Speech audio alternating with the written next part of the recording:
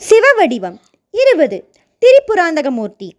பறக்கும் கோட்டைகளுடன் கூடிய 3 நகரங்களை கொண்ட தாரகாச்சன், கமலாச்சன், வித்யுன்மாலி என்று 3 அசுர சகோதரர்களை அழிப்பதற்காக எடுத்த கோலம் திரிபுராந்தகமூர்த்தியாகும்.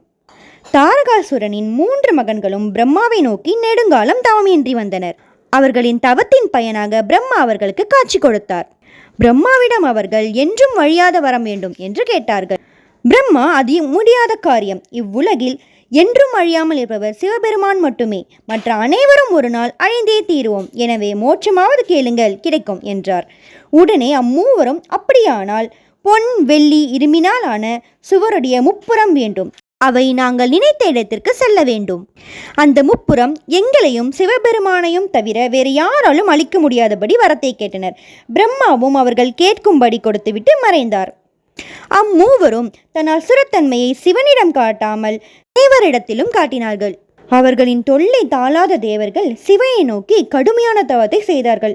அவர்களின் தவத்தின் பயனால் சிவபெருமான் போர் செய்வதற்கு தேர் முதலான போர்க்கருவிகளை தயார் செய்யும்படி தேவர்களிடம் கூறினார். தேவர்களும் அவ்வாறே போர்க்கருவிகளை தயார் செய்தனர். தேரில் மந்திரமலையை அச்சாகவும், சந்திர சூரிய சக்கரங்களின் நதிகளை தேர் கொடியாகவும், அஷ்ட பர்வதங்கள் தேரின் தூண்களாகவும், புண்ணிய நதிகள் சாமரம் வீசும் தேவகணத்தினர் வாத்தியங்கள் இசைத்தபடி தேர் தயாரானது. சிவபெருமான் பார்வதியுடன் இடப வாகனத்திலிருந்து தேரில் காலெடுத்து வைத்தவுடன் நச்சு முறிந்தது. உடனே இடபமாக மாறி திருமால் தேரை தாங்கினார்.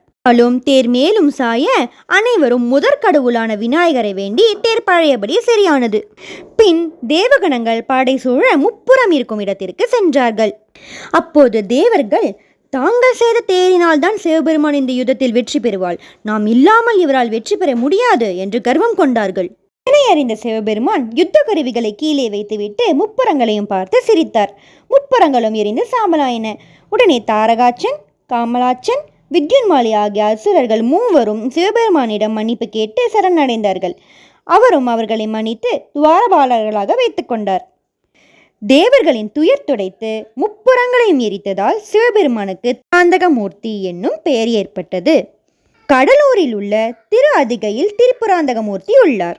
இவருக்கு அதிகைநாதர் என்ற பெயரும் உள்ளது. இறைவியின் பெயர் திரிபுர சுந்தரியாகும். கூவம் திரிபுராந்தகர் கோயிலில் மூலவர் திரிபுராந்தகர், தாயார் திரிபுராந்தக நாயகி.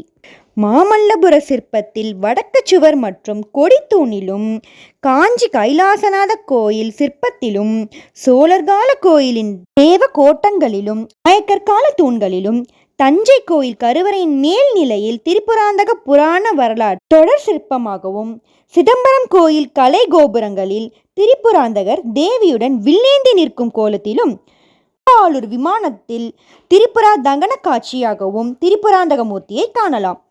அல்லம் கோனேரி ராஜபுரம் கோயிலுக்கு செம்பியன் மாதேவி திரிபுராந்தகரையும் தேவியையும் செப்பு திருமேனியாக வழிபாட்டிற்காக தானமளித்திருக்கிறார்.